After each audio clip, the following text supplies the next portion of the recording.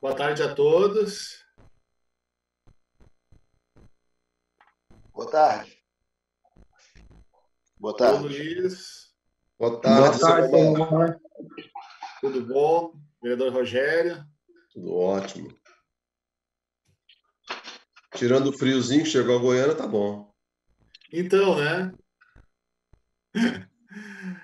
Eu que sou lá do sul, quando faz tempo frio assim, a gente gosta de comer laranja sentada na calçada para pegar um sol assim para aquecer os ossos. Essa é boa.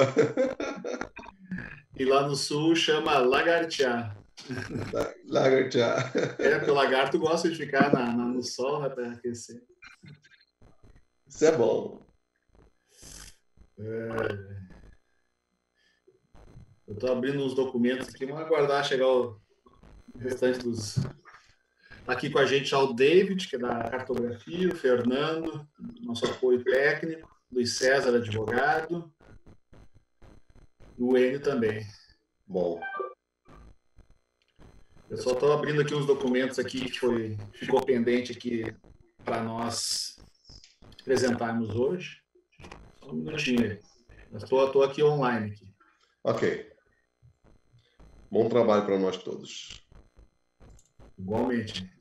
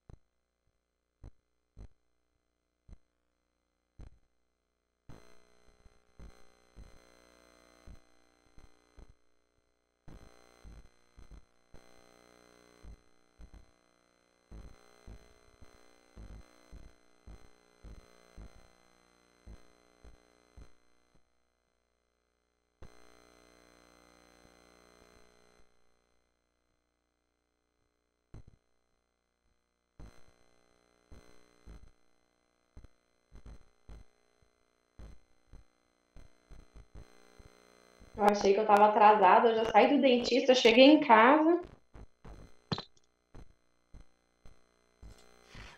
Boa tarde, vereador, tudo bom? Boa tarde, Selamar. Tá vendo? Tanto que eu sou pontual, acho que é só eu que participo dessas comissões. O Rogério Não, também. o Rogério, o vereador Rogério, também esteve em todas, né? É só eu e ele que participa, a gente tinha que ganhar um troféu.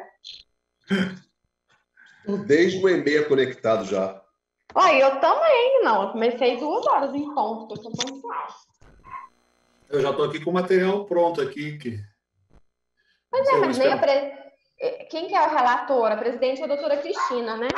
Eu tô chamando Acho aqui que, no grupo eles para ver se fala alguma acho que coisa. está presente aqui a Mariana, que é assessora da vereadora Cristina. Ah, tá. Cheguei na minha casa, eu vou sair para eu ligar o computador, que é melhor para mim, tá? Já entro, já. Ok.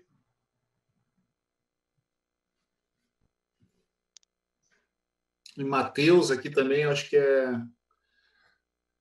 o representante de algum vereador. Matheus, boa tarde.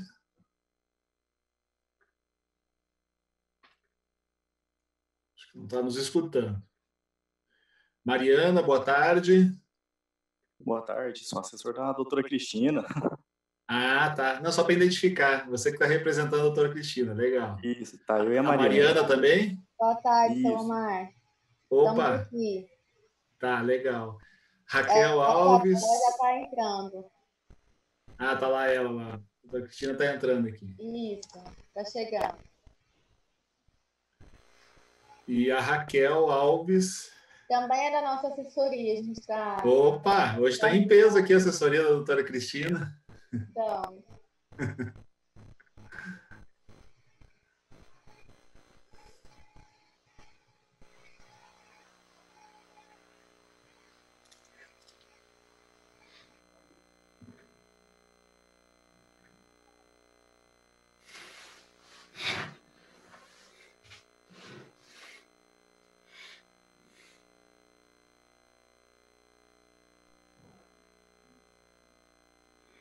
Voltei.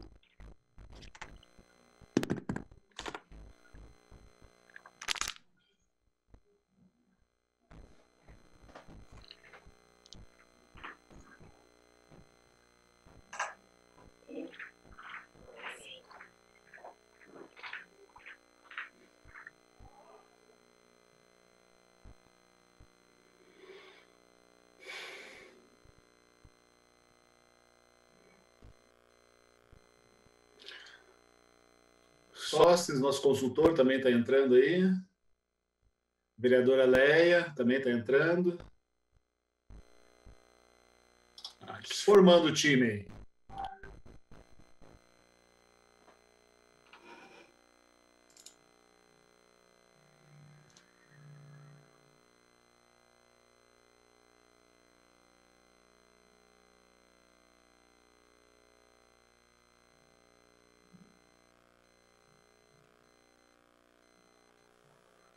Meu Deus do céu. Ó, eu vou falar um negócio pra vocês, viu? Difícil. Boa tarde, presidente, doutora Cristina. Boa tarde, nosso relator interino, Você Rogerão. acha, Selomar, que tem problema na hora que eu for explicar Priscila Pode ter também esse está entrando climazinho. aí. as taxas de atenção? Nossa, tá bom, né? Boa Mais tarde. da conta.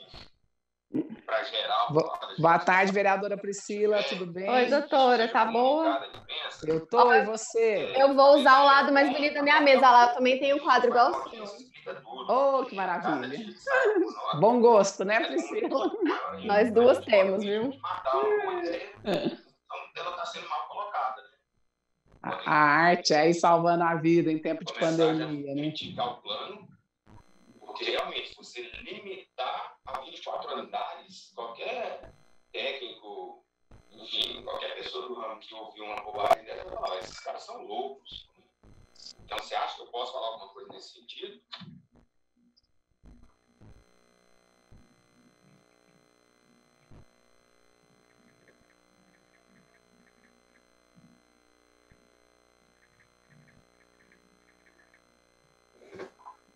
Vereador Álvaro também ingressou. Boa tarde, vereadora Cristina. Desculpa, estava mandando aqui uma mensagem para a equipe das 16 horas do territorial aqui, desculpa. Certo, não, tudo ok. Estamos entrando aí, o Álvaro acabou de entrar, vereadora Priscila e vereador Rogério já estão com a gente. E a gente preparou uma apresentação para hoje, mas eu ainda não aprendi a compartilhar minha tela. É um PowerPoint, e às vezes eu vou lendo aqui e depois a gente compartilha no nosso WhatsApp. Até para dar um feedback, vereadora, a senhora nos pediu um relatório, né, comparando o diagnóstico da PL 023 com o que estava previsto na 171, né? Exato. Então, primeiro, assim, não está dentro do nosso contrato aí com a Câmara fazer esse tipo de levantamento, porque, na realidade, nós íamos ter que fazer um diagnóstico, né, do desenvolvimento humano. Entretanto, a gente, se a senhora me permitir 5 minutos até para lhe passar algumas coisinhas assim, até sobre o que a gente conseguiu levantar, né? E talvez até a senhora vai poder nos ajudar, porque a gente, desde dia 13 de março, nós enviamos um ofício para a Câmara Municipal, né, que já encaminhou para o Executivo, justamente que a gente pediu todos os planos setoriais que foram elaborados aí pelo município, né, ou estão em elaboração, ou em fase de conclusão, né, e nós não recebemos resposta disso, né? Então, acho que talvez aqui pela subcomissão nós podemos talvez reforçar um ofício cobrando, né, a entrega desse material, né? Se você puder compartilhar com a gente esse ofício, acho que todos os vereadores e vereadoras aqui podem nos ajudar, mas eu tenho uma reunião na CEPLAN com a doutora Zilma, e aí eu já vou em mãos entregar esse pedido a ela, tá? E só para a gente, então, ter certeza aí, está todo mundo ouvindo corretamente e vendo a imagem? Priscila, Rogério, Álvaro, para a gente poder dar início aí com a apresentação da equipe fazendo esse breve relatório. Só informando, doutora, que a minha assessora jurídica vai entrar para acompanhar, tá? Com certeza, isso é importantíssimo, Rogério. Minha equipe está aí também, Mariana, Raquel, estão aí com a gente. Bom, e vereadora, presidente? Pois não. A título também de esclarecimentos, a gente fez uma leitura igual da Lei 171, né? A gente até pode mostrar ela aqui uma parte. E na Lei 171, à época, não foi feito nenhum programa, não foi produzido assim nenhum programa. A maioria dos tópicos das diretrizes, né, da lei na parte de desenvolvimento humano sempre se referia muito mais a título tem que fazer dando muito mais diretrizes indicativas. Se pudesse até a gente poderia passar aqui rapidamente, vocês poderiam ver que não teve assim nenhum programa específico. Volta e meia ela se reportava a um plano setorial, né? Alguns provavelmente foram feitos, a gente sabe, mas não tem certeza, até porque o ofício também não foi respondido. Né? Então, não tem muito como a gente diagnosticar se o que estava na Lei 71 foi cumprido ou não, porque a Lei 171 ela vinha muito em diretrizes, a saúde tem que atender tal coisa e tal, e normalmente às vezes remetia ao plano setorial. Né? Não tinha um programa específico, como teve ali no meio ambiente, em outros programas de drenagem e tal, né? No desenvolvimento humano não teve tantos programas assim. Só para esclarecer inicialmente, se quiser a gente pode compartilhar aqui e mostrar para vocês rapidamente. Mas acho que a Lei 171 é de conhecimento aí de todos também.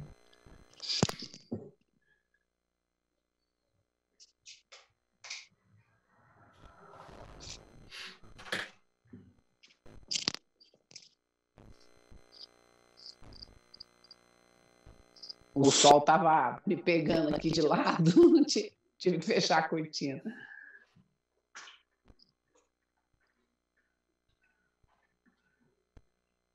Priscila e Álvaro, vocês estão ok aí com a reunião? Está dando para ouvir? Tá, perfeitamente. Eu estou. Maravilha. Álvaro, você está aí? Vereadora Leia? Tá ouvindo perfeitamente o Selomar, você, vereadora Cristina, vereadora Priscila, perfeitamente. Ótimo. Então, Silomar, acho que pode dar início. Bom, a senhora quer que eu mostre aqui, passe a lei 171 para ver que não tinha tantos programas e tal? Quer dar uma repassadinha nela? Vamos. Ok, tá bom.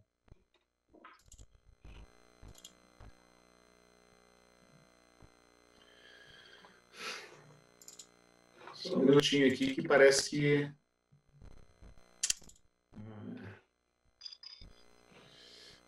Eu vou ter que deslogar aqui e logar de novo, porque... Deixa eu ver. Não está permitindo eu compartilhar. Não sei se é um bloqueio aí da sala, ou se porque eu loguei... Não, eu loguei certo, eu loguei pelo aplicativo, não foi pela web. Não sei se tem alguém da câmera aí, alguém da área técnica, não está permitindo o compartilhamento. Pode ser da sala, Selomar. Está aqui, ó, host disable participants screen sharing. Acho que é da sala. Nem vocês talvez consigam, hein? Só se você o compartilhamento de tela está desativado aqui para mim também. Acho que Só o anfitrião é que pode compartilhar. E quem que é o anfitrião? O Michael? É a Câmara, né? O pessoal da técnica aí. É o Michael ou o Bruno, então, que estavam responsáveis. Eles têm que habilitar aí para a gente. Michael, Bruno, vocês estão aí? Deixa eu ver aqui os participantes. Tem aqui TV câmera Gin aqui, acho que é o pessoal da técnica. Gente, vocês estão nos ouvindo? Podem resolver aí o compartilhamento de tela? O responsável hoje é o Marco Antônio, vereador. Marco Antônio. Marco Antônio, você está ouvindo a gente? Tem como resolver o problema? Selomar, acho que enquanto eles tentam resolver, vamos começando... ligar lá, doutora Cristina, lá na TV. Eu pedi aqui para a minha equipe ligar, mandei uma mensagem. Enquanto a gente vai resolvendo, você acha que dá para ir falando, Selomar, e compartilhando com a gente aí, falando, né? Posso ir falando aqui. Pode ser, assim, gente? Acho que... não sei se vai ficar cansativo, né? Mas vamos começando até resolver. O que vocês acham? Ou você, de repente, eu não sei se vocês também querem falar alguma coisa, debater algum assunto da outra reunião.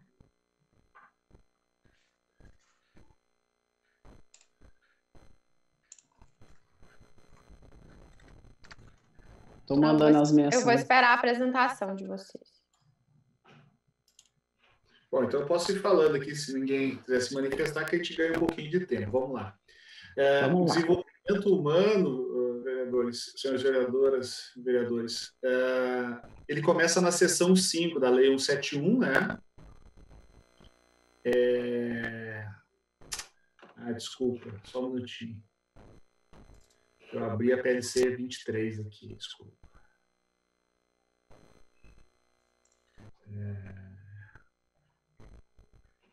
Só um minutinho que eu vou ter que abrir a 171 aqui.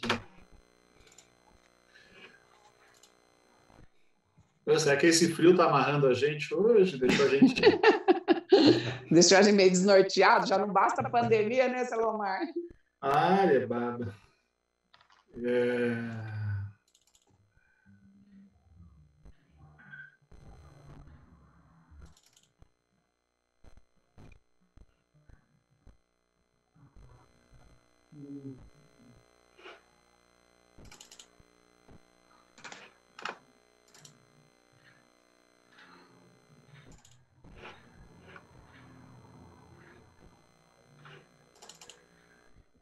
Ainda não responderam aqui, mas estou tentando.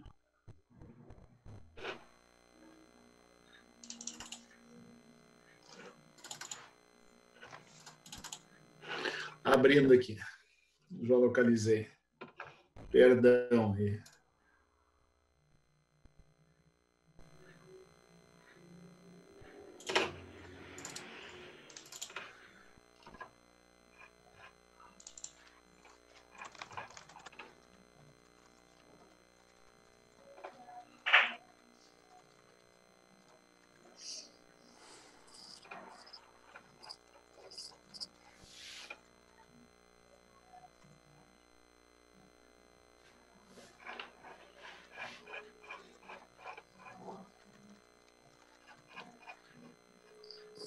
Tomar um chazinho de canela aqui, viu, gente? Pra esquentar. Bom,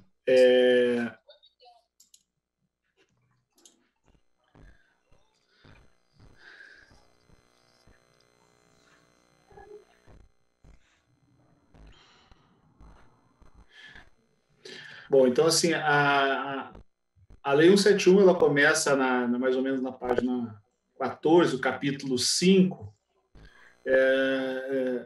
ela começa com a estratégia de desenvolvimento sociocultural, né? Então, ela não está organizada como na PLC, desenvolvimento humano e todos os tópicos, né, iniciais aí.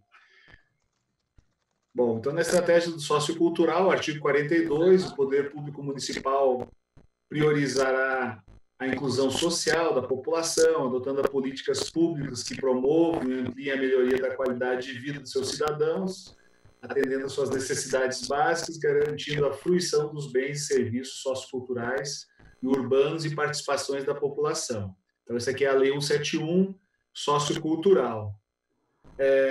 Aí vem o artigo 43, falando como se constituem essas estratégias norteadoras das ações dos agentes públicos e tal, mas não tem nenhum programa específico ainda. Depois, no 44, fala sobre as políticas abordadas nesse capítulo, tem como objetivo gerar a inclusão social, então sempre ainda se direcionando a questões mais de diretrizes e políticas, também não tem nenhum programa ainda em ação. Depois vem o artigo 45, os objetivos, as diretrizes e ações e estratégias previstas nesse plano estão voltadas ao conjunto da população do município. Então, já vem dizendo para quem é que se destina com prioridade: adolescentes, jovens, idosos, transexuais, GLBT, né, as minorias étnicas. 46, a distribuição de equipamentos e serviços sociais deve respeitar a necessidade regional, de novo, e tal, uma diretriz. Os órgãos setoriais envolvidos na implantação das políticas sociais têm como atribuição elaboração de planos e metas setoriais a serem debatidas com a sociedade civis. Aqui já tem um pequeno programa, já, né, uma diretriz que vai dizer que tem que, na parte cultural, ser feito um plano setorial, né, com metas a serem debatidas com a sociedade civil. E o último artigo 48 da parte cultural: a localização dos equipamentos comunitários na cidade, na região, no bairro, atenderão critérios de acessibilidade, né, fundamentados na abrangência do atendimento social. E aí já termina o cultural, que já fala um pouquinho sobre até alguns equipamentos públicos, né? Então, como a gente pode notar, aqui já remetia a fazer um plano setorial, que a gente precisa receber uma informação se foi realizado ou não, certo? Aqui no eixo cultural. Se vocês quiserem interromper, se eu estou indo muito rápido, vocês podem falar. Então, na Lei 171, na seção 1 desse capítulo, fala da promoção da moradia, né? Então, Deixa só uma coisinha, antes de você seguir, ainda da cultura, existia dentro desse plano setorial a instalação dos pontos de cultura, que iriam ser instalados em diversas regiões da capital, e esses pontos culturais serviriam ali de fomento, né? Seria físico também, e o poder público fomentaria as políticas públicas culturais, utilizando essa estrutura do ponto cultural, que também era uma orientação do governo federal, né? Mas nós não vimos isso acontecer aqui em Goiânia. O que aconteceu foi uma ação dentro das escolas municipais, né, através da lei de incentivo, alguns cantores, artistas de teatro, artistas plásticos, eles foram, então, contratados temporariamente e trabalharam com programas dentro das escolas, mas, infelizmente, também é uma outra ação que não teve continuidade, ela encerrou aí no governo Paulo Garcia. Muito bem. Realmente é o último artigo aqui, o 47, fala nisso. Tem até um anexo na Lei 171, que está aqui, que é o anexo, desculpa, artigo 48, é o anexo 7 da Lei 171, que mapeia esses pontos aí, né, que a senhora acabou de abordar. Certo. E até já que a gente entrou nesse ponto, vereador, nós estamos com uma proposta até lá no eixo territorial, que eu vou trazer aqui, que também está ligado ao desenvolvimento econômico. No diagnóstico do desenvolvimento econômico, a gente falou se fala muito de um polo tecnológico e tal. E nós abarcamos aí um novo nome, certo? Que seria um ecossistema de empreendedorismo, certo? Que aí poderia abarcar a parte tecnológica, startup, todo mundo que estiver dentro de um sistema que vai ter um conceito, né? Ele poderia ser feito na cidade, e não em um polo, mas sim em vários micropolos. Então, reuniria cultura com informática, com startup, com qualquer coisa que fosse vamos chamar assim, na área de criatividade dos setores.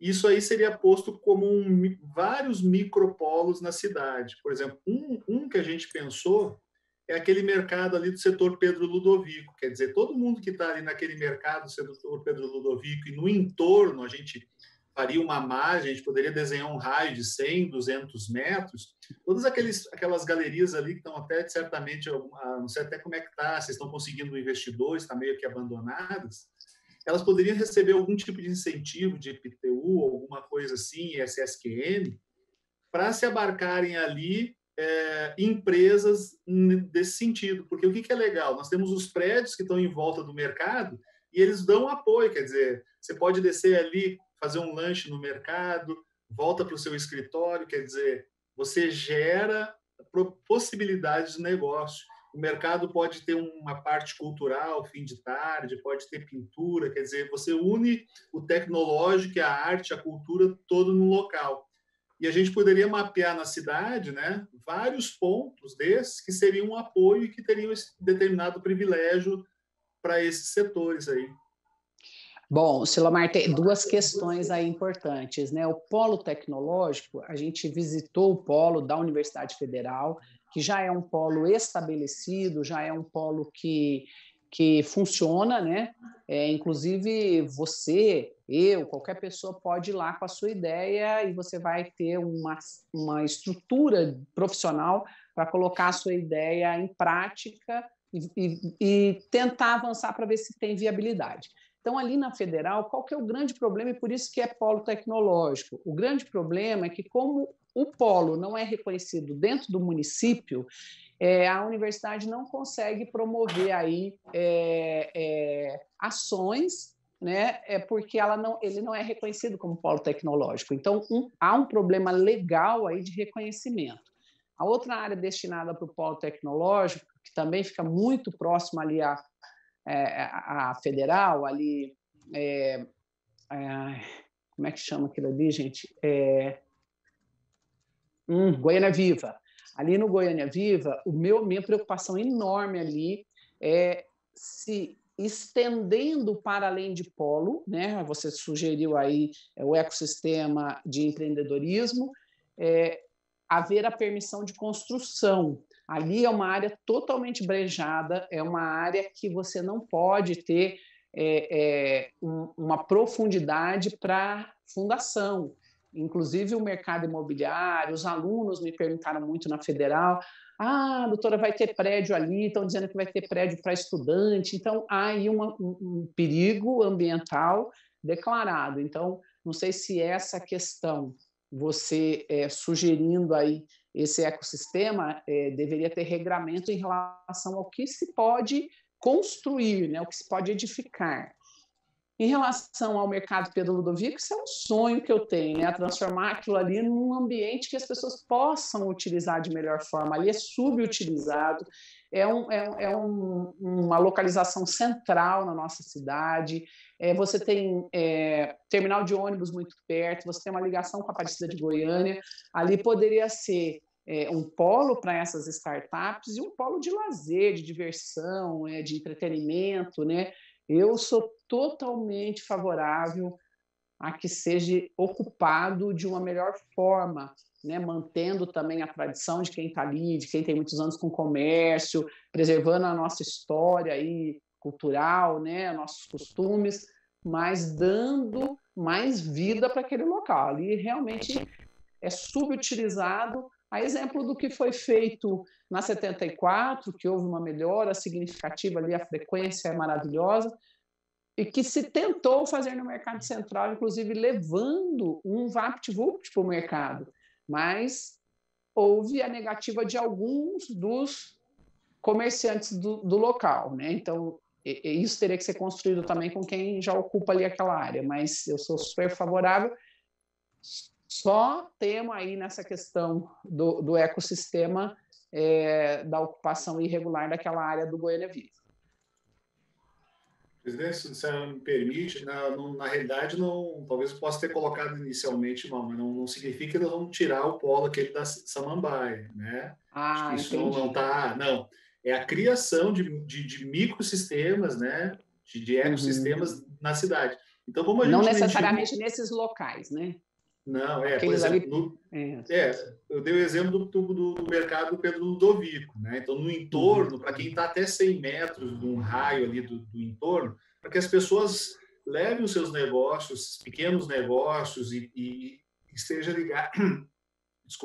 estejam ligados ali ao mercado. Mas assim como a gente tem aquele mercado, tem, de repente, o CEPAL do Jardim América, que pode ser melhorado. Também. Os CEPALs, né? Os vários, né? Então, o que a gente está propondo? Não é nem que construa-se coisas novas, é ver os equipamentos urbanos que já estão postos na cidade, né? E o entorno ali, o que já está construído no entorno privado, que às vezes não se traz incentivo, a gente deixa as pessoas muito espalhadas, né?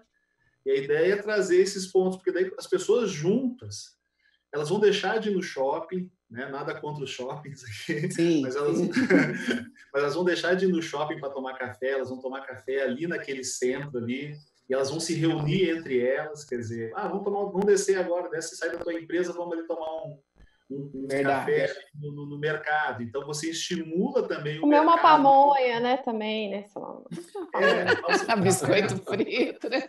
Biscoitinho. Eu acho que essa conversa está dando fome, viu? Está dando fome, né? Eu acho que esse projeto... Você conhece o projeto do Polo Tecnológico do Recife? Tem um nome específico, eu fui conhecer pela RAPS. Nossa, que coisa maravilhosa! É justamente isso, é oferecer cultura, lazer, alimentação, é uma coisa fantástica e vocês têm razão, pode ser criado micro, né? Aí, mapeando a cidade, as áreas do CEPAL são subutilizadas e também os ginásios de esporte, né? Que o Estado já quis entregar para o município não aceitou, mas ali é impressionante como não se usa aquela estrutura, né? Porque hoje, só para completar, nós temos muito home office, né? Home office não, nós temos muito... compartilhado, escritório compartilhado. Escritórios compartilhados, mas isso é para quem tem poder aquisitivo alto, de médio para alto.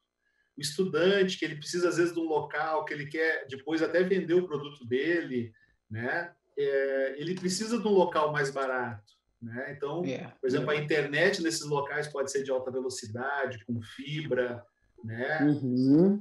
A ideia é gerar micro ecossistemas dentro da cidade, onde as pessoas não vão precisar se deslocar, né? Certo, corretíssimo.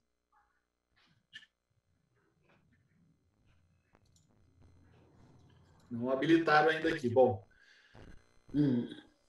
mas aí fica de sugestão aí para os vereadores, né? A gente poder propor, né, como emenda, né, Silomar? Isso. E fazer um plano, acho que talvez não precisa detalhar no plano diretor, ele pode ser um plano setorial, né? Mas definir que tenha que ter o setorial, né? Porque nessa proposta Sim. aí, os setoriais foram abortados, né? Essa é a nossa grande discussão lá na gestão urbana, né? Como a gente trabalhar aí para que saia do papel os projetos do plano, né? Bom, então, no capítulo 5, aí, que começou a parte da cultura, nós vamos para a seção 1, da promoção da moradia, né? E aí o artigo 49 fala, entende-se por moradia digna aquela que dispõe de instalação sanitária adequadas e tal, né? Implementação das estratégias para fazer essa implementação aí é no artigo 50, aí ele vem com vários incisos, a promoção de uma política habitacional para a população de baixa renda e de nenhuma renda, né? O inciso 2º vem falando da promoção do acesso dos setores sociais de baixa renda. O inciso 3º, aplicação dos instrumentos redistributivos da renda, né? No inciso 4º, a promoção, tudo no artigo 50. No inciso 4º, a promoção da regularização fundiária e urbanização específica dos assentamentos, né? Inciso 5º, a promoção de parcerias públicos-privadas na produção de manutenção e na manutenção da habitação de interesse social, em especial com as cooperativas habitacionais populares, associações habitacionais de interesse social. No diagnóstico, a gente sentiu falta que a gente fez nessa parte da moradia, dos números de habitações construídas, quantitativos e qualitativos, né?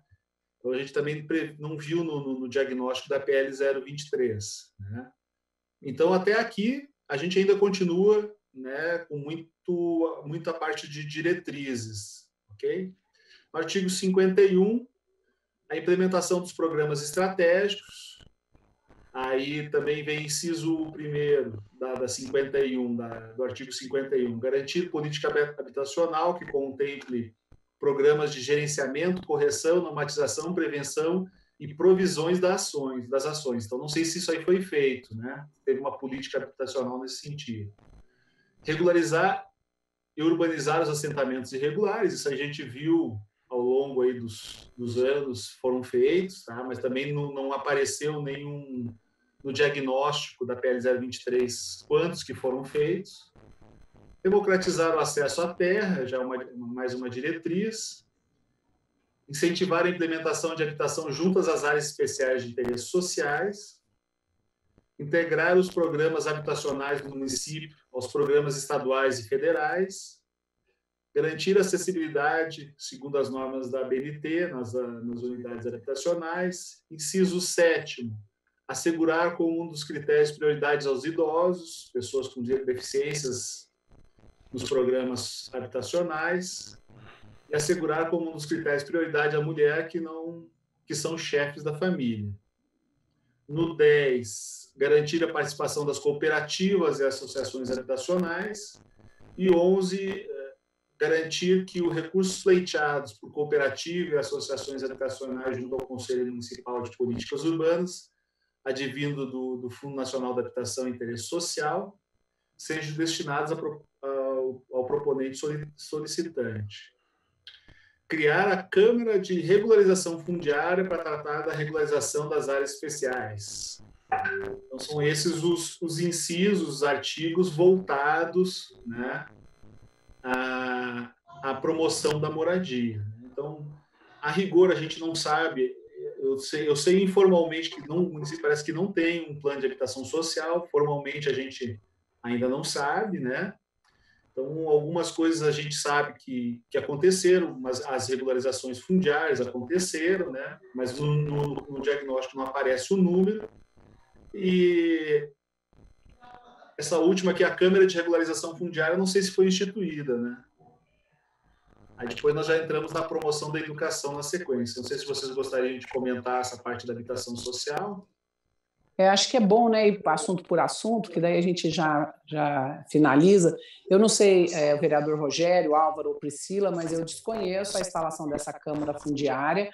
O que a gente acompanhou aí ao longo já de 6 anos foi a regularização fundiária numa promoção muito forte da AGEAB, Agência de Habitação do Estado, porque muitos projetos habitacionais dependiam da regularização do chão, e existiam bairros, como existe ainda, né, que não eram regularizados. Eu participei ativamente da regularização do São Carlos, né, a gente teve aí um papel junto ao então prefeito Paulo Garcia muito forte para regularizar, mas eu acredito, Selomar, que a gente também possa fazer essa solicitação para a AGEAB, porque talvez tenha mais a nos informar em relação à legalização fundiária de Goiânia, porque operou esse processo de regularização, do que o próprio município, né? Mas nós também já vamos fazer a solicitação, né? Se houve o plano, o planejamento de regularização, e se essa Câmara existiu em algum momento. Acho que a gente tem que oficiar, né, a Prefeitura para que nos responda. Eu me responsabilizo, então, aí com a assinatura de todas as vereadoras e vereadores, a fazer essa solicitação. Nós que já estamos há mais tempo, doutora Cristina, eu também não tenho conhecimento dessa Câmara, né? Nós já estamos lá desde 2013, já tivemos aquela questão da implantação do sistema fundiário, mas não houve nenhuma Câmara que chegasse até nós. Você, pessoalmente, né, Rogério, liderou o processo de regularização das escolas municipais, né?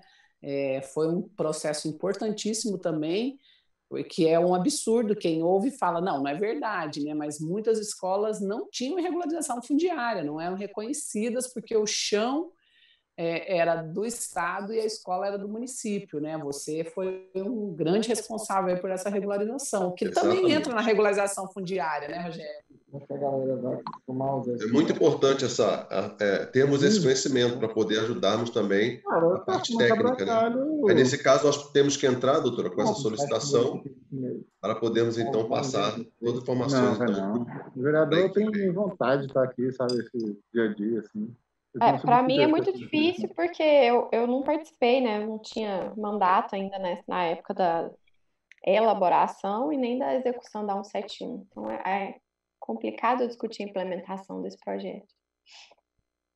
Eu já consegui o compartilhamento, acho que o Maicon resolveu aí, o pessoal da equipe.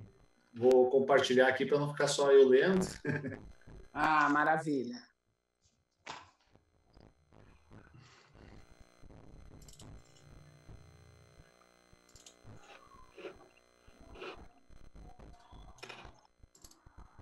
Bom, então nós terminamos. Aqui está aquela câmera, né? Criar a câmera de regularização.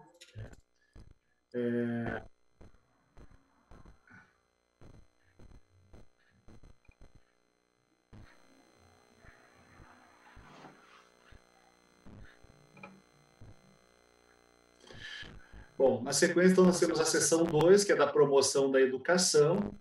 Então, aqui nós temos o artigo 52, falando das diretrizes, né, para que ela está prevista, a estratégia da promoção da educação, né, implementar a cidade uma política educacional, a implantação dos programas estratégicos da promoção.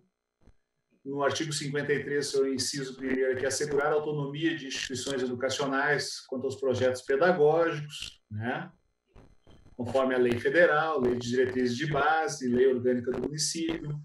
Ampliar o atendimento da educação infantil com o objetivo de garantir a articulação, integração e colaboração das 3 esferas, Estado, União e município. Inciso terceiro, garantir a universalização do atendimento a todas as crianças e adolescentes do ensino fundamental, né? No inciso quarto, garantir as condições de acesso à continuidade dos estudos adolescentes, possibilitar formas de integrar a educação de jovens e adultos e a educação profissional, né? Reordenar e expandir o número de vagas do ensino médio com ofertas para o ensino regular, Reconhecer a importância de ampliar a oferta de educação profissional, promovendo sua expansão e oferta para os que cursam ou cursaram o ensino médio. O inciso 8º, implementar políticas que facilitem às minorias o acesso à educação, né, superior, tecnológica. No 9, inciso, promover a formação profissional continuada e a valorização dos trabalhos e educação no sentido de implementar políticas e práticas de valorização e humanização nas condições de trabalho de todos os servidores que atuam na educação. Fortalecer a gestão democrática, participativa, para assegurar a construção coletiva da política educacional. Né? Ampliar e garantir o padrão mínimo de qualidade da estrutura e equipamento da rede física de atendimento. Nos 12, ampliar e garantir a acessibilidade na estrutura física e equipamento de rede de ensino, público e privado, para as pessoas deficientes. O 13, efetivar a educação inclusiva, garantindo como um dos critérios para a definição de prioridade o atendimento educacional. Cumprir aí o 14, né, cumprir integralmente o texto do Plano Municipal de Educação, né, a Lei 8.262 de 2004. Esse aqui a gente sabe que existe, a gente encontrou no site da Prefeitura. E modificar a lei orgânica do município e a legislação municipal com o fito de obrigar o município a aplicar na educação um percentual nunca inferior a 25% da receita resultante de impostos. São basicamente os artigos, né, e os seus incisos que estão aqui, orientando as diretrizes da educação. E esse eu tenho quase certeza, pelo menos no site da Prefeitura nós encontramos o plano setorial de educação. Né? Entretanto, no diagnóstico não apareceu essas metas, né? Se nós estamos atingindo, se nós estamos conseguindo levar todos à escola. Né? Então, isso foi uma coisa que a gente colocou, trouxeram muitos números, muitos dados sobre a educação, mas nenhum gráfico dizendo, olha, nós estamos a tantos por cento acima ou abaixo, ou chegamos nas metas, né? Isso não foi encontrado. Então, abro aí para discussão com os vereadores esse eixo aí da educação.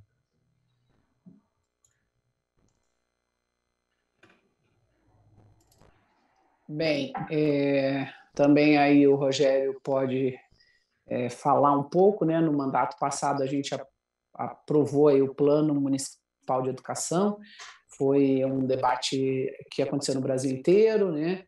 E nós ali também fizemos uma correção, porque o plano previa a extinção de convênio com as escolas conveniadas, né?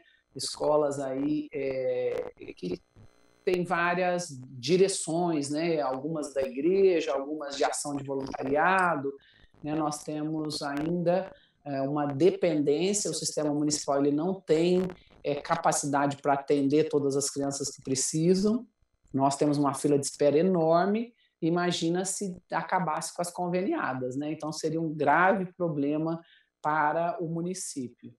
E esse ano também, a vereadora Priscila, vereador Álvaro, né, Rogério e eu, também assistimos ali na Câmara um projeto de emergência, aonde a prefeitura, por parte do prefeito, né, a prefeitura comprava, né, e deve ter efetivado o negócio, a sede onde a Secretaria de Educação funciona, justamente para cumprir esse item aí dos 25%.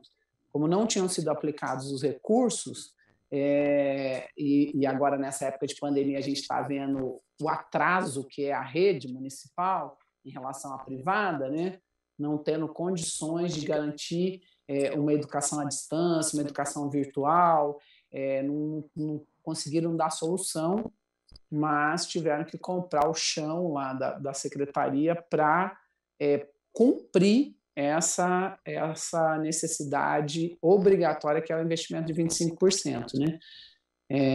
Eu acho que a gente pode contribuir aí, talvez com emendas que possam amarrar de melhor forma a entrega ou a publicação desses resultados, né?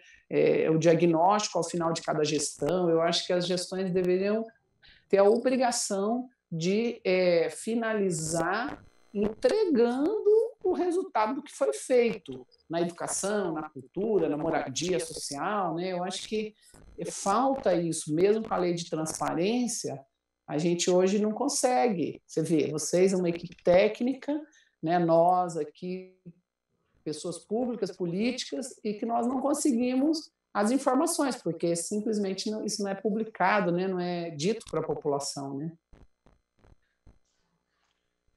Vereadora Cristina? Pode falar, Sócrates, pode falar. Eu queria só fazer uma colocação. Eu achei interessante um exemplo que a vereadora Cristina colocou agora, para ilustrar uma observação que eu vou fazer aqui, que nós já tínhamos discutido entre nós, os técnicos, o seguinte: quando você examina o todo do projeto, nesse eixo do desenvolvimento humano, a gente percebe assim, a lei está muito focada só na população mais carente do município.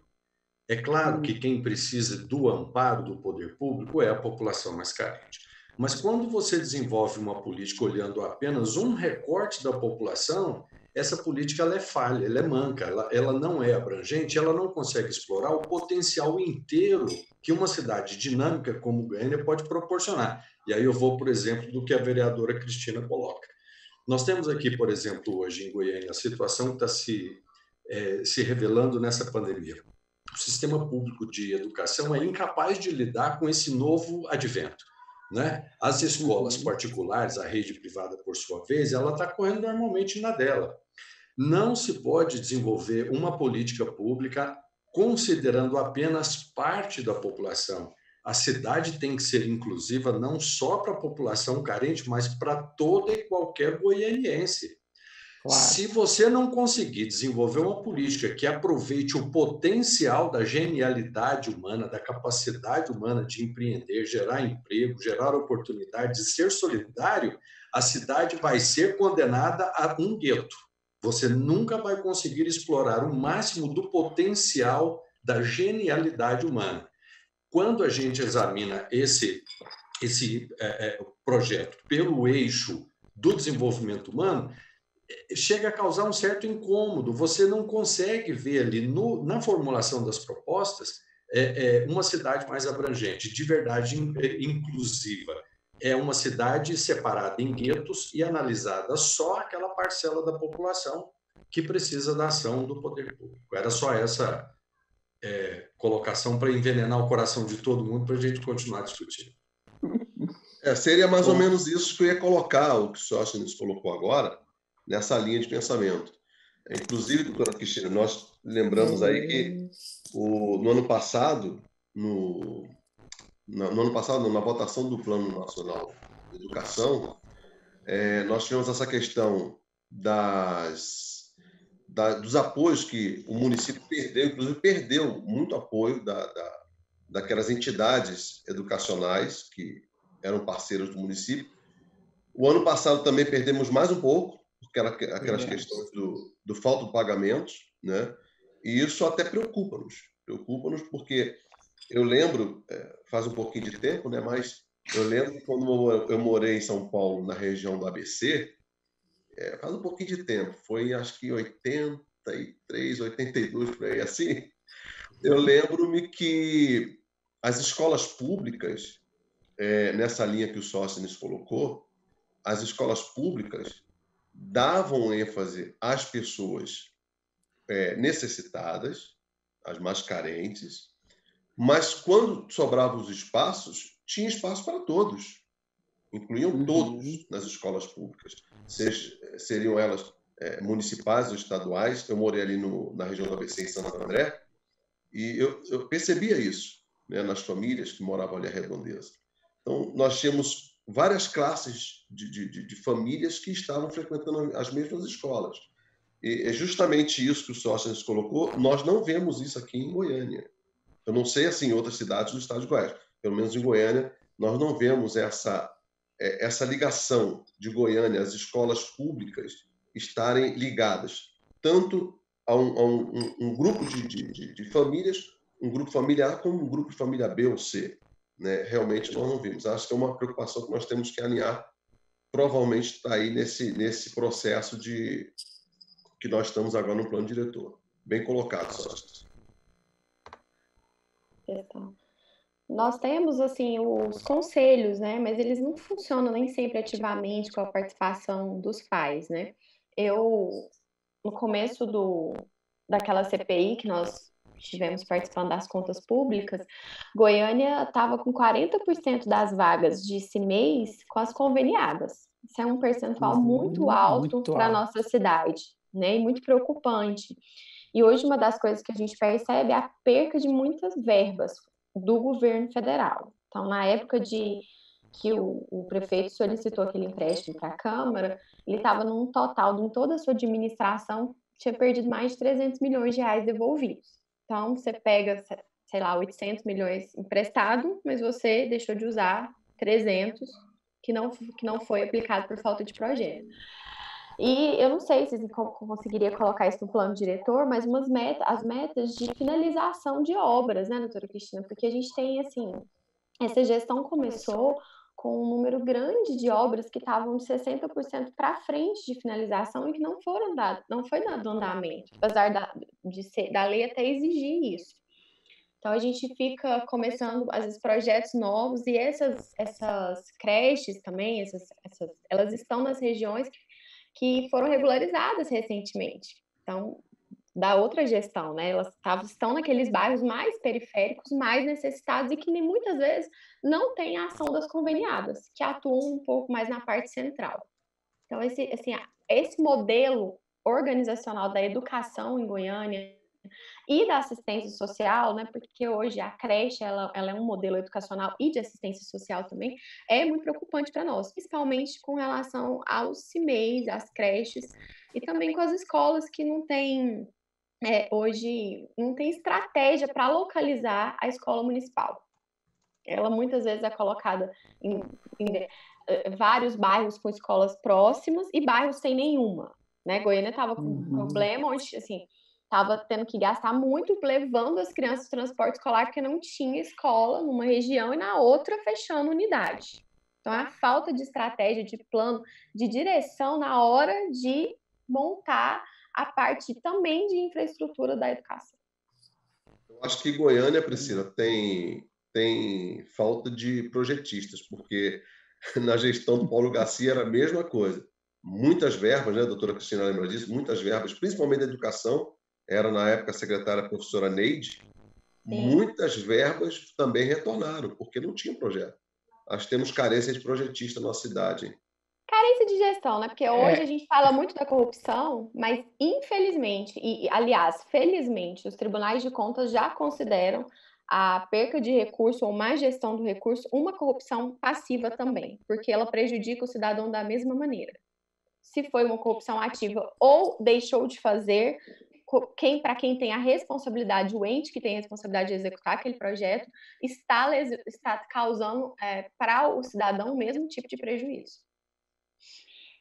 Nós estamos no exercício da política, né, vereadora Priscila, vereador Rogério, mas nós temos que admitir, eu venho falando isso há muitos anos, que as escolhas políticas elas podem prejudicar de maneira irreversível o município, porque há escolha política em implantar a escola num determinado bairro, e não é o necessário, mas é uma escolha política, como também é uma escolha política colocar pessoas em áreas técnicas, como diz o vereador Rogério, que não entende nada de projeto, não tem projetista. E aí você perde um volume enorme de recurso, especialmente na assistência social, saúde e educação, porque não tem pessoas ali dentro que entendam, né, como o recurso tem que ser aplicado, como que se constrói esse projeto, né? Isso é uma deficiência enorme. Não sei, Sóstenes, se a gente conseguiria, neste momento do plano diretor, incluir alguma coisa nesse sentido, porque de fato, como a vereadora Priscila colocou, é um crime por omissão também, né? Uma falha por omissão. Vereadora Cristina, nós temos assim, em Aparecida de Goiânia e Anápolis, tem uma experiência que vem sendo bem sucedida. Eu queria só, uma sugestão. quando você faz um projeto para se qualificar para um determinado convênio, você recebe lá um plano de metas para cumprir. Uma vez executado aquele escopo, você faz a prestação de contas, você pode pedir aditivo e, se sobrar recurso, você devolve. Quando sobra recurso, o planejamento foi mal feito. Você esperava atender determinado índice, determinada parcela da população, não conseguiu, teve que devolver o recurso. E mais, você, às vezes, sequer consegue acessar determinados recursos, e são muitos recursos distribuídos por praticamente todos os ministérios, que requerem a elaboração de projetos técnicos qualificáveis, portanto, bem feitos. Se numa administração pública, e aí pouco importa o tamanho da cidade, Anápolis com 400 mil, Aparecida com 500 mil, Goiânia com 1,5 milhão de habitantes, mas independente disso, é impossível para a administração pública, num tempo em que a lei de responsabilidade fiscal impõe tanta limitação para a contratação de pessoal, que cada secretaria seja responsável por fazer o seu próprio projeto. Aparecida de Goiânia e Anápolis são muito bem-sucedidas na captação de recursos. Ao invés de cada secretaria fazer o seu projeto, essas prefeituras criaram um órgão ligado a uma secretaria. Pode ser planejamento, obras, o gabinete do prefeito, pouco importa. Ali você tem arquiteto, engenheiro, economista, advogado, antropólogo, sociólogo, enfim, profissionais, uma equipe multidisciplinar capaz de interpretar aqueles editais complicados dos ministérios. Na educação isso é exemplar, é sempre tudo muito, muito rico de expressões técnicas, e essas equipes formularem os projetos, perseguirem a tramitação disso em Brasília e eles próprios depois acompanharem a execução do projeto para que cada centavo captado fique no município. Isso pode ser objeto de uma emenda, vereador. Emenda. Aí, ótima sugestão. Isso é ótimo mesmo. Olha aí, nós podemos trazer essa contribuição enorme aí, né, para o plano, né, vereadora Priscila, né? Já estamos anotando tudo aqui. Nós demos consultoria lá em Aparecida, nós fizemos 2 projetos lá. Um foi atualização do cadastro imobiliário e o outro foi uma carta de risco. Nós fizemos também o plano de segurança lá do município de Aparecida. Atualização do cadastro o quê? O cadastro, nós fizemos lá em Aparecida o cadastro imobiliário, que é a atualização das áreas privadas, né, para o cálculo do IPTU. Nós fizemos também a carta de risco e fizemos um trabalho lá que era a implementação dos instrumentos do Estatuto das Cidades no plano diretor de Aparecida.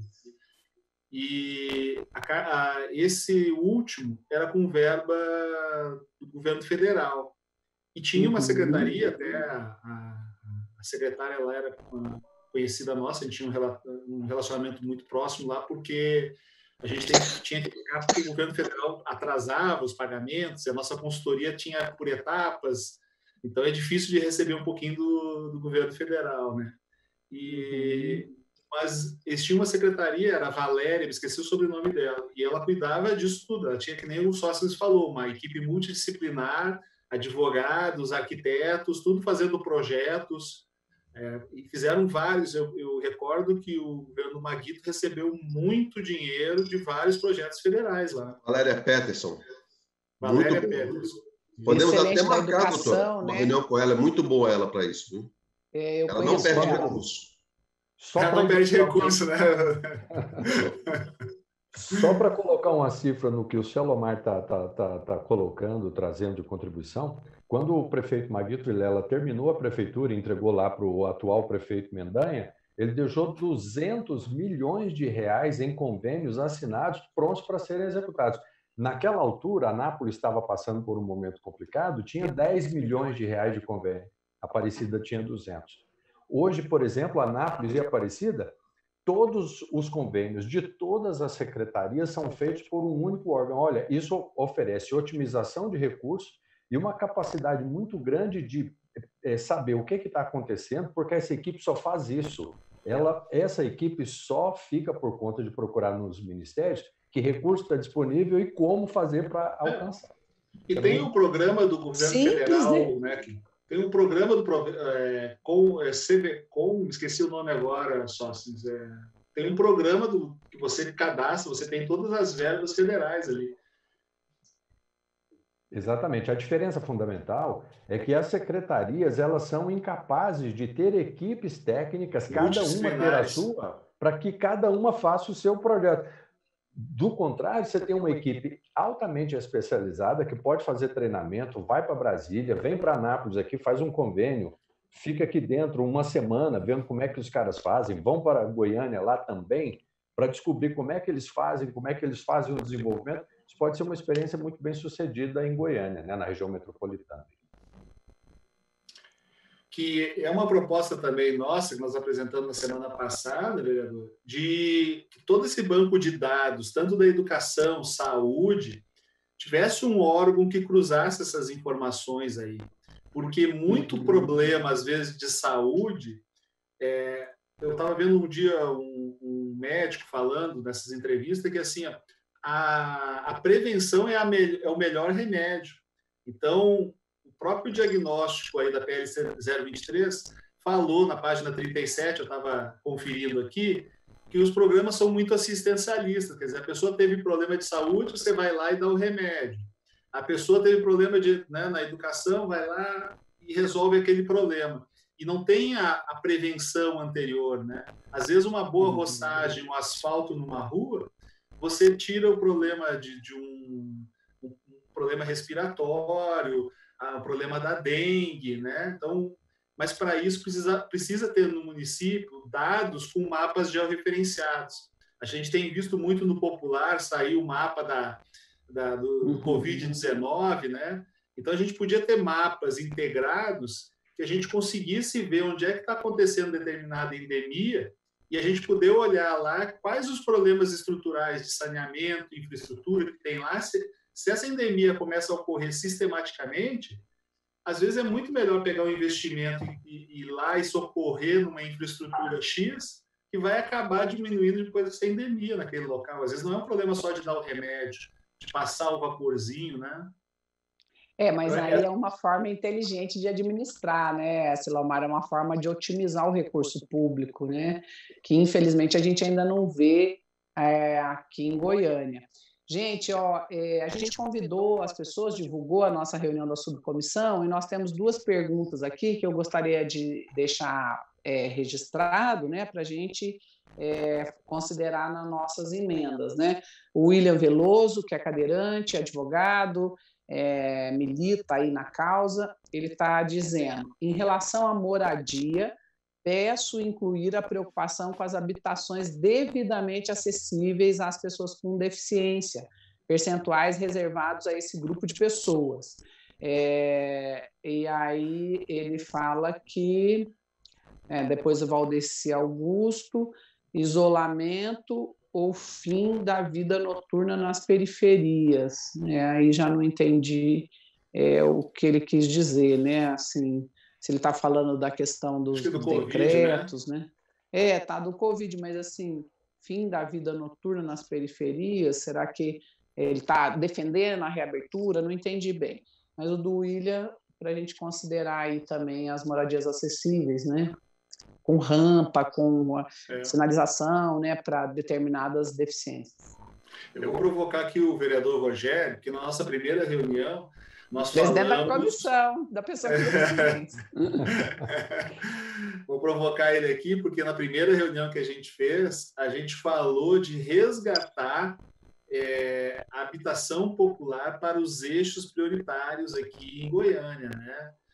Parece que os eixos prioritários ficaram para uma população de maior renda, que às vezes nem precisa do transporte público, né? E nós estamos trazendo isso. Nós lá no eixo territorial, nós estamos trabalhando isso. Eu acho que é um tema bem interessante, porque nós temos já uma estrutura pronta na cidade, aí, né? E a gente pode trazer essa população para cá.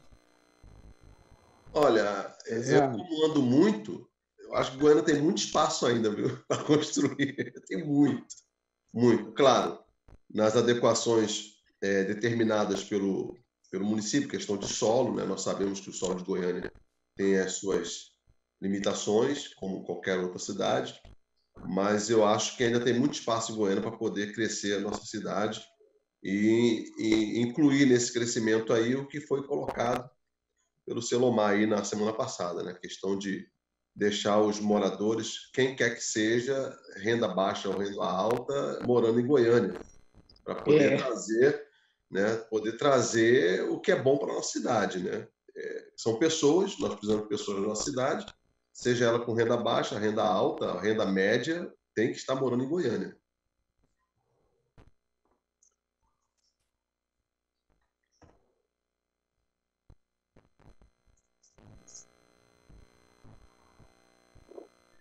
Vamos lá, Selomar, continuar? Podemos ir adiante? Vamos. Podemos. Então, terminamos a educação aqui. Promoção da saúde. Começa no seção 3, artigo 55.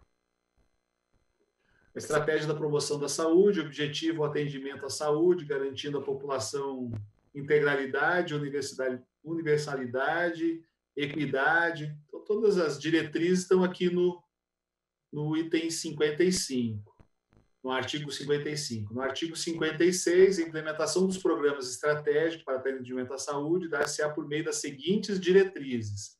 Então, do 1 aqui em diante, nós temos muita diretriz, né? Ampliação do acesso à rede de serviço, da qualidade. No inciso 2, a universalização e a integralidade da atenção à saúde, do serviço do SUS, né? Sistema Único de Saúde. No inciso 3, ampliação do atendimento à saúde e família, de forma a atender toda a população. No inciso 4, a municipalização do serviço de assistência à saúde, aperfeiçoando os mecanismos plenos da forma de gestão. Inciso 5, descentralização do sistema municipal de saúde, tendo os distritos sanitários como instância de gestão regional, local de serviços e ações de saúde. O inciso 6, desenvolvimento de ações preventivas de promoção da saúde. O 7, modernização administrativa e humanização do modelo de organização do serviço de saúde do município, com o objetivo de promover a melhoria da gestão, do acesso e da qualidade do sistema de saúde, instituindo de forma ordenada para melhorar o controle de acesso e atendimento, pesquisa do serviço de saúde, com opinião da população, indagando sobre a qualidade de atendimento prestado pelos profissionais da área de saúde e de apoio administrativo, a higiene das instalações, as condições físicas das unidades e o tempo de espera de pacientes para atendimento. Aqui já tem um programa bem interessante, não sei se já foi implantado, né? A gente não viu isso lá no diagnóstico, né? Falando de pesquisa e controle de atendimento ao serviço prestado pelo município na área da saúde. Fortalecimento, no inciso 8º, fortalecimento do controle social para consolidar e garantir a participação popular. Ampliação e garantia dos padrões mínimos de qualidade na estrutura física e equipamento de rede física de atendimento. Promoção da melhoria da saúde ambiental da cidade no âmbito do controle da qualidade do ar, né? Nós não temos uma estação meteorológica aqui no município, e dos níveis de ruído dos locais pertinentes. Até uma proposta lá no meio ambiente de ter uma estação meteorológica para cuidar da qualidade do ar. Divulgação para a população de forma geral, em especial de baixa renda, os princípios básicos de higiene, saúde e cidadania. Promoção da melhoria da saúde do trabalhador, atuando na prevenção e promovendo ações que visem atender os trabalhadores, compreendendo os procedimentos de diagnóstico e tratamento de reabilitação.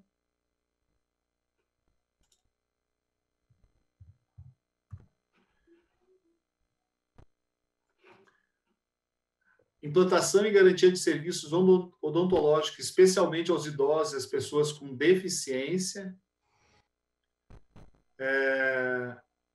Garantia como um dos critérios do atendimento prioritário à saúde dos idosos. E implantação, a garantia e prática de integrativas e complementares do Sistema Único de Saúde no ambiente municipal, com ênfase acupuntura, homeopatia, fitoterapia e no termalismo social, crenoterapia. Redação acrescida pelo artigo 1º da Lei Complementar, 16 de julho de 2009. Então, isso aqui foi acrescido em 16 de julho de 2009. Já podemos cobrar tudo isso então, né, Selomar? Já podemos cobrar tudo isso. Já tinha que estar implementado já. Pois é.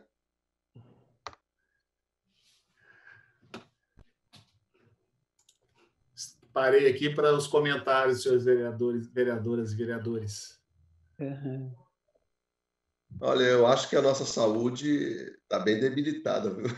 Com tudo isso que você leu aí, está muito debilitada.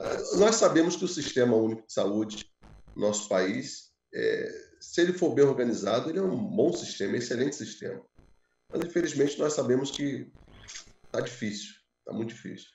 Ver que tudo isso que você já leu aí já está baseado numa lei, mas, infelizmente, não é o que acontece. Acho que é o momento, então, de nós deixarmos o plano sair e cobrarmos o que nós já temos cobrado na saúde do nosso município, né? A doutora Cristina aí, que é uma combatente, né? Como muitos lá na Câmara, combatente, fiel na questão da saúde no município.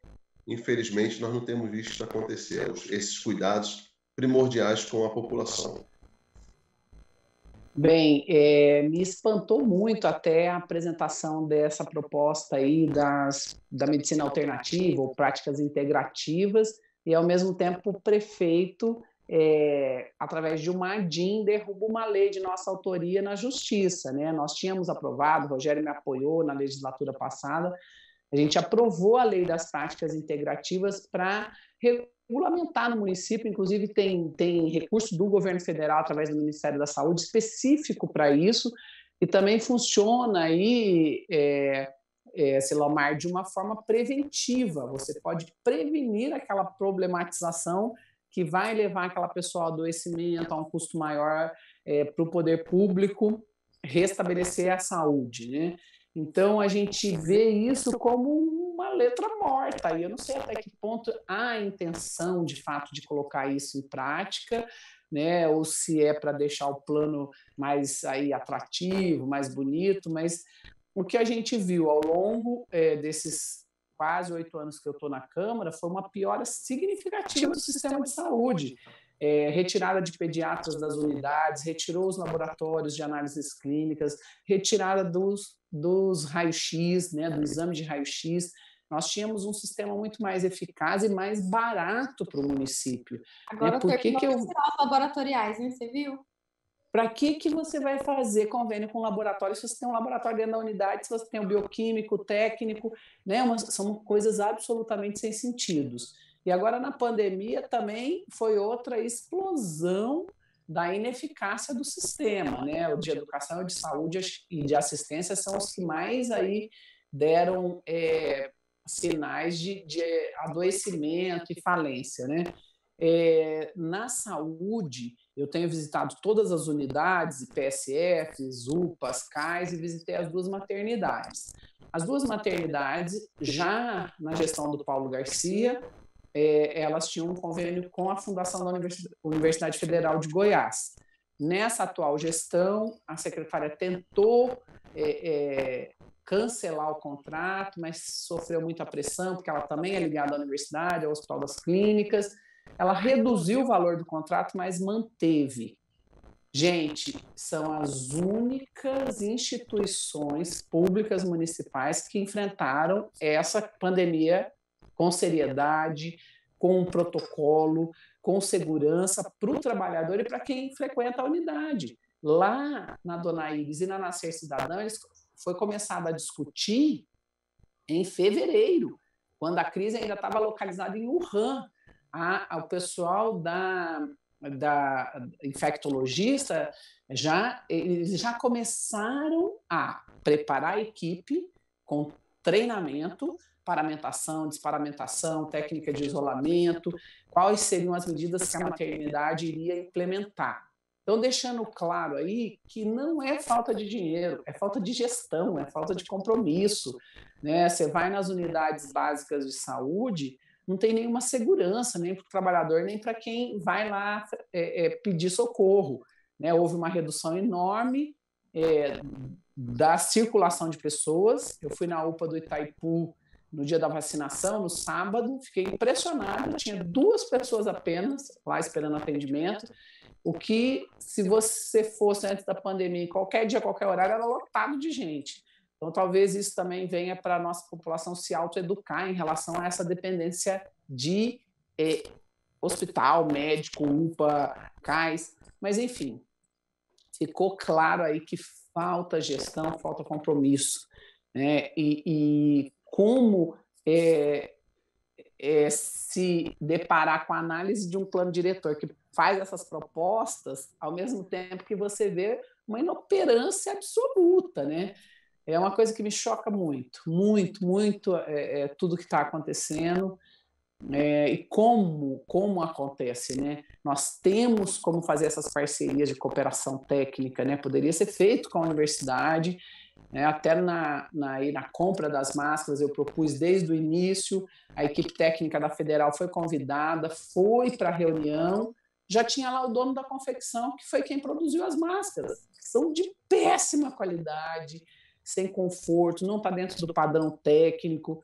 Quer dizer, são escolhas políticas e a má gestão declarada e um desrespeito completo com quem trabalha, quem opera o sistema e com quem precisa do sistema, né?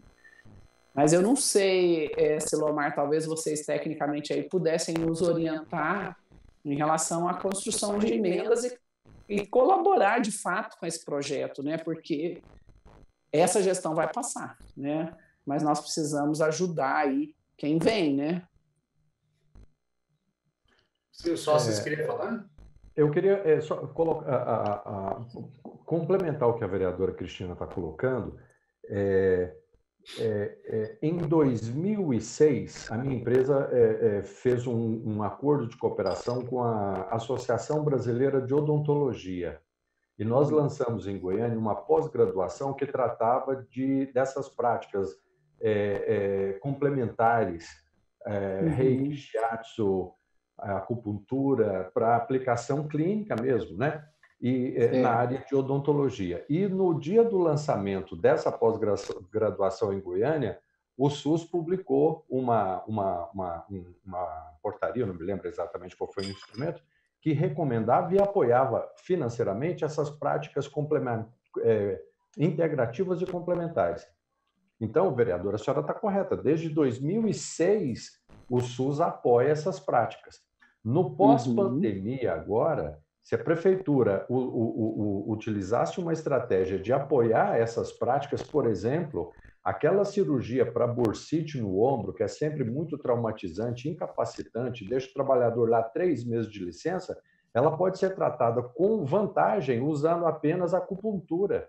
E aí tem uma série de artigos científicos recomendando não fazer essa cirurgia.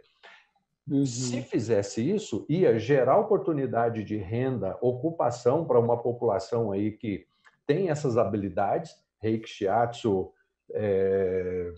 enfim. Acupuntura, né? Exatamente. Que tem tido um resultado isso serviria excelente. para criar oportunidades de ocupação e renda, serviria para desafogar os centros de saúde, as UPAs, as unidades básicas de saúde, e criaria uma outra mentalidade em Goiânia, né? É interessante essa sua proposição, e sim, o SUS, desde 2006, apoia essas práticas integrativas e complementares. Inclusive, doutora Cristina e sócio, em cima disso aí, o Paulo Garcia, acho que foi em 2014 ou 15, ele aprovou uma lei dessa, mas não sei por que não funcionou. A minha esposa é terapeuta, nós tivemos várias reuniões em Brasília com a presidente da Federação dos Terapeutas, né? E, inclusive, visitamos vários locais, mas, infelizmente, é uma briga que, como o Sóstenes colocou, muitos não concordam, infelizmente. É um processo que tem passado, inclusive, está arquivado na Câmara Federal, também no Senado Federal, está arquivado o processo.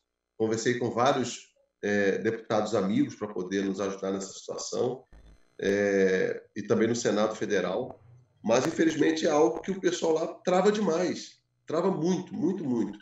Mas eu sei, eu posso falar porque posso falar assim, eu sou cobaia da minha esposa. Qualquer coisinha... a Priscila também. Mas, assim, qualquer coisa que nós vemos nesse caso da terapia realmente uma prevenção e que vale a pena. Tem sentido o que o Sóstenes colocou na questão, ele citou a questão da bursite, mas tem outras questões também de saúde, que a pessoa ela é tratada com a terapia, né? É muito importante. Acho que a Priscila foi tratada com, não sei se foi com aurículo, acho que foi com auriculoterapia, né? Não lembro agora. Também fui tratada na alma, no corpo e no espírito. Olha aí. Eu recomendo, é serviço completo. É algo, acho que foi reflexologia podal, né? Sim, também eu acho que realmente é um ponto que nós temos que brigar muito, nós vereadores na Câmara. Inclusive, eu vou procurar, eu acho que eu tenho lá no meu escritório guardado, no gabinete, uma pasta que a presidente da federação me deu em mãos, e lá parece que tem eu não lembro agora se é um projeto de lei, se era uma lei que o Paulo Garcia colocou e não está sendo usufruída. Aliás, diga-se de passagem que nos últimos mutirões da prefeitura, na parte da saúde, tinha lá auriculoterapia. Observamos isso, tinha lá auriculoterapia. Acho que nos últimos 2 mutirões que o Iris fez, estavam lá a auriculoterapia. Então, é algo que nós realmente temos que brigar, é algo realmente que previne muito, previne demais mesmo. Eu sou testemunha, aqui, ó. Eu fui no médico, o médico falou, precisa ir no sítio. E a esposa chegou e botou 2 aparelhinhos, choquezinho. Acabou. Está tratando ainda, né? Mas é algo que nós temos que brigar bastante. Mas isso tem que começar lá em cima, lá em Brasília. Rogério, aí reforçando, né?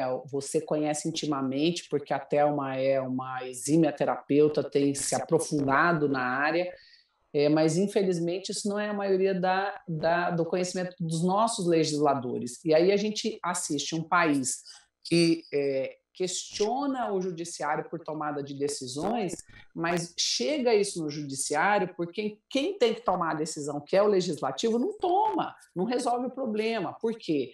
Eles são pressionados aí pela indústria farmacêutica, por categorias dentro da saúde, que veem essas terapias não como auxiliares ou integrativas, complementares, como o nome sugere, mas veem como concorrentes.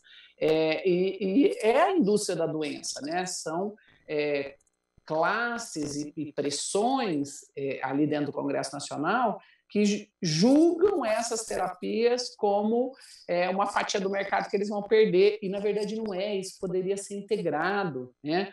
E aí, no fim, o judiciário tem que tomar posição. Aí todo mundo reclama, mas eles não são legisladores. Não são, mas se você foi no Congresso, você me contou lá na Câmara, há quanto tempo esse projeto está parado, não anda, não resolve, não toma posição, né? Então, e nós temos autonomia para legislar no âmbito do município, e eu acho que a gente tem que fazer isso. Como fizemos, você me apoiou, o projeto era maravilhoso, já estava funcionando, né? Nós tínhamos uma rede já de terapeutas dentro do município, e o Iris simplesmente, né, derrubou a lei em janeiro, época de férias aí, judiciais. Eu fiquei sabendo quase um mês depois, né? É muito difícil, mas eu acho que a gente tem que fazer nosso papel. O que eu acho incrível no meio disso tudo é que os mesmos que proíbem, estão proibindo, estão brigando para falar não para esse projeto, eles são usam. Os mesmos médicos que estão agora se formando em terapias. É incrível, né? Bem suspeito, né? Estão se preparando, né? Aí quando eles estiverem prontos, aí deixa acontecer, né? Aí ele pode estar liberado. Bom, o município tem um plano municipal de saúde, né? Eu acho que a nossa contribuição aqui do ITCO, acho que a gente até falou na reunião passada, é ter metas e indicadores que possam, né, dizer se a nossa saúde está indo bem ou não, né? Está ali no plano de pesquisa, né, de fazer pesquisa, acho que não foi feito nesses últimos anos, e então são coisas aí que podem, deveriam ser feitas, né? Então essa das práticas integrativas é perfeita. Minha esposa tem também problema, esse tempo estava precisando de um médico, e ele também era acupuntura, tinha a própria Unimed paga acupuntura, né? Então, assim, cada vez mais vem se integrando isso aí. Eu acho que menos dias, mais dias vai acabar entrando, mas eu acho que é importante isso e manter, acho que essa redação que estava na 171 vir para 023, porque não tem. Isso. Porque é muito importante pelos nossos relatos, nossas experiências, né, doutor Rogério? Posso ir adiante aqui? Sim. Terminamos a saúde. Aí entra a assistência social, né? A política de assistência social proverá aos cidadãos do município... Eu estou lendo da 171, tá, pessoal? Artigo 57. A política pública de assistência social proverá aos cidadãos do município em situação de vulnerabilidade social dos padrões básicos de vida, garantindo-lhes a satisfação das necessidades sociais, da segurança, da existência, sobrevivência cotidiana e dignidade humana, nos termos do artigo 203 e 4 da Constituição Federal e da Lei Orgânica da Assistência Social, Lei Federal 8.742. São estratégias para a promoção da assistência social, universalização do acesso às políticas públicas de assistência social, para garantir que todo cidadão, homem, mulher, criança, adolescente, jovem, idoso, portadores de deficiência, de etnia diversa, em situação de risco social e pessoal, tenham acesso às políticas compensatórias de inclusão social. Focalização da assistência social de forma prioritária na família, com o objetivo de estabelecer junto a este eixo programático das ações da assistência social. Com o objetivo de estabelecer junto a o eixo programático das ações de assistência social de forma que crianças, adolescentes, jovens, mães, pais, idosos possam desenvolver as condições para o pleno exercício da cidadania, melhoria da qualidade de vida e fortalecimento do controle social, reconhecendo as instâncias de participação popular e de controle da sociedade civil sobre definições e gestões das políticas de assistência social e desenvolvimento do município. Ainda dentro da assistência social tem a inclusão social, que é a seção 5. As estratégias da inclusão social objetiva a garantia da inserção do cidadão. Aqui é uma diretriz, né? Buscando a inclusão de investimento e benefícios sociais implantados na cidade. A implantação dos programas estratégicos da inclusão social dar-se-á por meio de diretrizes que consistirão em priorizar a inclusão social, né? Aqui todos os grupos compostos aqui, né? Aperfeiçoar os mecanismos de capacitação de recursos públicos e privados, garantir a destinação e fiscalização de recursos específicos para a implementação dos programas e projetos de gestão, reconhecer os conselhos municipais, constituídos, dentre outras formas, da participação e do controle da sociedade civil, integrar programas intrasetoriais que sejam incorporados no segmento de maior vulnerabilidade da política pública e de alcance social, garantindo o respeito ao atendimento, combater o preconceito de todas as formas, discriminação e violência, promovendo respeito às diferenças, às desigualdades, desenvolver programas que visem combater o preconceito de forma e todas as formas de discriminação e violência, promovendo respeito às diferenças e às desigualdades. Aqui nós apresentamos até na semana passada, nesse eixo de assistência social, fazer o plano setorial, isso é obrigatório, né? Fazer o plano setorial de assistência social.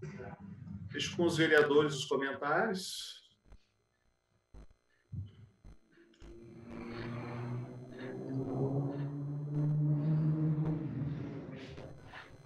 Bem, eu vejo que a nossa contribuição forte será garantir esses planos setoriais mesmo, né? Porque se você lê o texto, é poético até, né? Mas e aí? Como que isso vai acontecer? Como é que transforma o papel, a letra aí, bonita, bem escrita, em ação, em realidade, né? Como que isso se dá? Eu acho que isso é fundamental que a gente traga como contribuição definitiva para esse projeto aí, a nova proposta de revisão do plano diretor, né? E também lembrando, gente, que a gente já está caminhando aí para o final, né? A gente tem horário de começar e terminar, eu sei que a equipe também tem outras reuniões, né? Eu acho que a gente podia fechar nessa discussão uma proposta, né? Para vocês avaliarem nessa discussão da assistência social, nesse tópico. E aí a minha apresentação eu faço a semana que vem, né? O que a gente preparou aí como um indicativo também para a nossa discussão. O que vocês acham?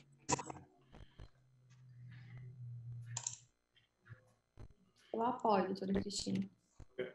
Doutora Cristina, só para consubstanciar as nossas demandas aqui que a gente colocou, e eu coloquei lá no início, que se a gente for pegar a 171, ela vem muito com diretrizes, propostas, ela matou a charada aí, né, no popular, está muito poético, né? Então, assim, nós precisamos fazer os planos setoriais, né? A Aparecida de Goiânia já fez plano de segurança, a gente não viu aqui em Goiânia. Tem alguns municípios que estão saindo à frente, plano de habitação social. Acho que nós temos que bater forte nesse aí dos planos setoriais que a senhora falou, muito bem, né? E indicando que esses planos têm que ter metas, a gente tem que ter um cenário, né? A gente precisa saber se a gente está chegando perto, se a gente está longe. A gente sempre ouve, a gente está mal da saúde, né? Porque a gente vai e às vezes não consegue ser atendido, mas quão mal a gente está muito longe, está perto. Acho que isso é uma coisa importante de a gente ter, né, um feedback do executivo. Essa é a minha opinião aqui.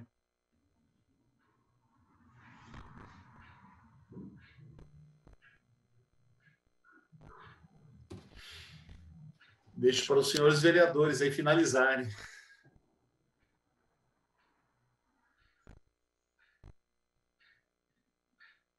Eu tenho muito carinho por essa subcomissão, porque todo o desenvolvimento que a gente quer da cidade tem que refletir na parte humana, né, social. Esse é a parte central do plano diretor, cada qualidade de vida. Então, simplesmente esse eixo que eu sou mais apaixonada. E eu quero também fortalecer que é uma área que eu atuo mais, doutora Cristina, trazer um fortalecimento que não está incluso agora, da priorização também de vagas, né, de critérios para o CIMEIs, que possa trazer mais um pouco de justiça social ali, e não sei como, mas trabalhar com vocês um pouco da obrigatoriedade estratégica de localização dessas unidades, para que não seja depois ser acometido por opiniões políticas, mas que tenha um direcionamento estratégico, técnico, baseado na necessidade, no per capita, para a instalação dessas novas unidades. Então, assim, é parte da contribuição nesse momento que eu quero deixar.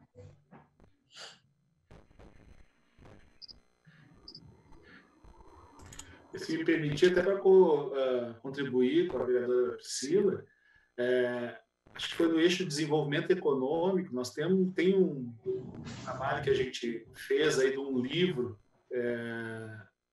de um arquiteto lá de Brasília, ele fez um projeto para Brasília, qual é que é a distância ideal entre um equipamento e o outro. Então, são vários equipamentos, nós temos equipamentos escolas, nós temos posto policial, creches, hospitais, UPAs, postos de saúde, isso aí existe estudo já, né?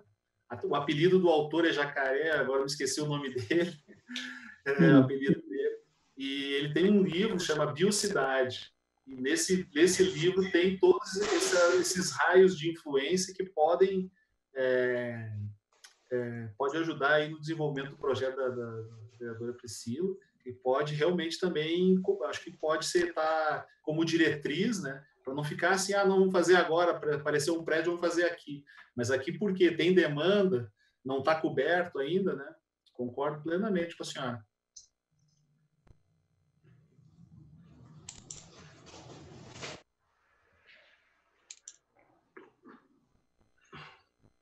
Rogério, Álvaro, querem fazer alguma colocação? Não, acho que é esse caminho que temos que tomar mesmo. Fui contemplado com a fala da vereadora Priscila, questão dos nossos equipamentos. Eu acho que nós só temos agora que trabalhar muito. Lembrando, temos muito pouco tempo. Graças a Deus temos aí uma boa equipe ao nosso lado para nos ajudar, né? Mas existe uma preocupação com o tempo, realmente. Nós ficamos aí algumas semanas sem termos as nossas reuniões das subcomissões. Acho que temos que avançar bastante agora com essas reuniões. O que a senhora vai apresentar na próxima semana, eu acho que deve ser apresentado para que nós possamos também debater em todos os sentidos e que possamos, o mais breve possível, finalizar aí essa nossa parte para podermos fechar o relatório e já ficarmos tranquilos.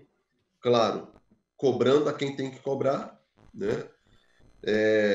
Eu até acho, voltando um pouquinho atrás aí, se pudermos até marcar uma reunião com a Valéria Peterson para buscarmos um pouco de ideias, que seria bom, viu? Ela é uma pessoa muito inteligente, é uma pessoa que eu conheço, é da nossa casa também, pessoa gente boa, e podemos ter uma roda de conversa com ela, poder buscarmos algumas ideias também, implantarmos dentro da nossa subcomissão e outras comissões que estão aí, subcomissões que estão aí dentro do plano diretor. Me coloco à disposição. Bem, sugestão feita e já acatada por mim, acho que Priscila também, né? E aí, Rogério, você podia fazer o convite a ela. A nossa próxima reunião é segunda-feira, dia 1º, né, às 14 horas.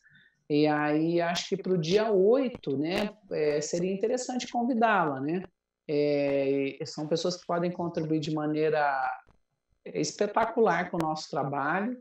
E, claro, a equipe técnica aí que está dando apoio para a gente realmente tem sido brilhante aí, nos dado amparo, orientação, sugestão, esclarecimento, né? Eu acho que é aquilo que a gente sempre defende, ter esse aparato técnico ao nosso lado para a gente poder fazer os encaminhamentos políticos e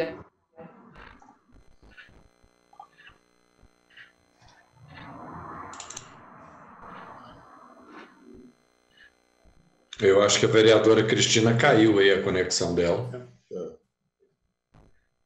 Só um lag, só. Um delay, né? Na realidade, quando trava, chama lag.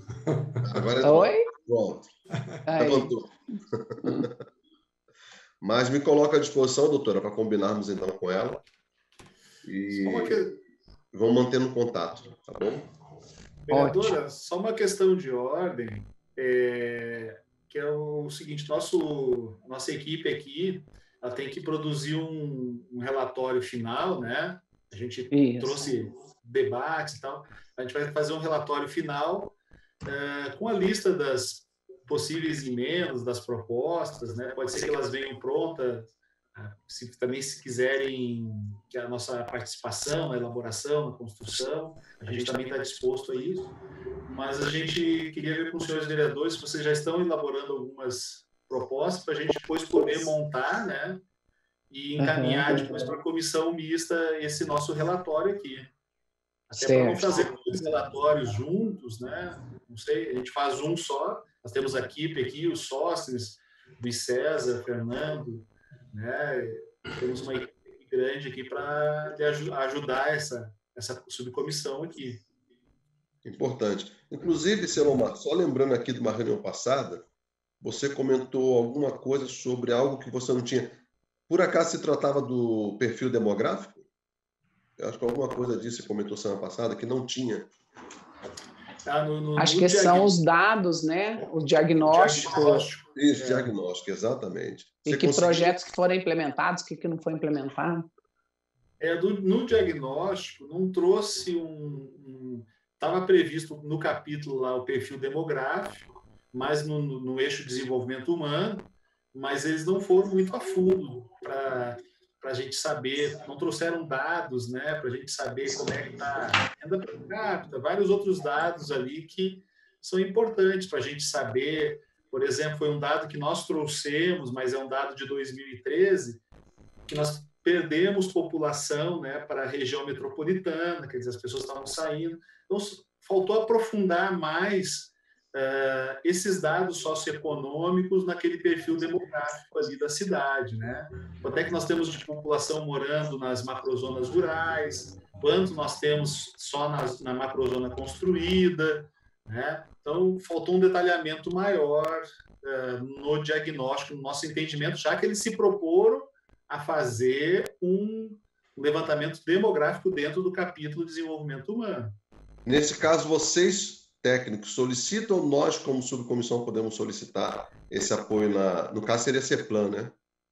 Eu acho que agora é uma demanda dos vereadores, né? Por que não foram mais a fundo para a gente ter números mais atuais, né?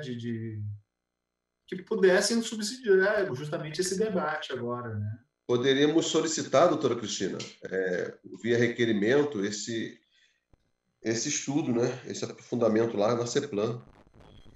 Rogério, acho que isso a gente também falou no comecinho da reunião, né? Eu me propus amanhã levar essa solicitação para a Zilma pessoalmente, mas acho que na quarta, como equipe, como grupo, né?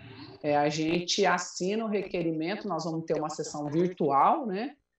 Vou conversar com o Oséias e com o Emilson, que não participaram, e com o Bambu, que não participaram hoje, mas acho que poderia ser um requerimento da nossa subcomissão, pedindo essa resposta para substanciar nosso trabalho, né?